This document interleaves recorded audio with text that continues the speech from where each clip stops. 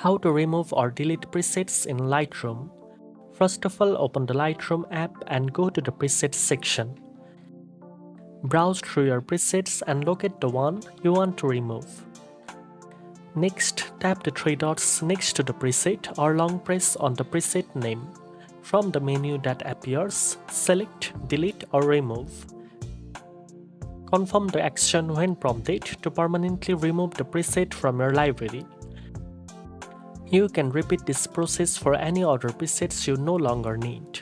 This method ensures your preset library stays clean and organized, making it easier to access your favorite editing styles quickly.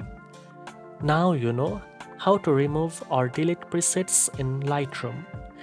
If you found this video helpful, don't forget to like, share and subscribe for more editing tips. Thanks for watching and I'll see you in the next video.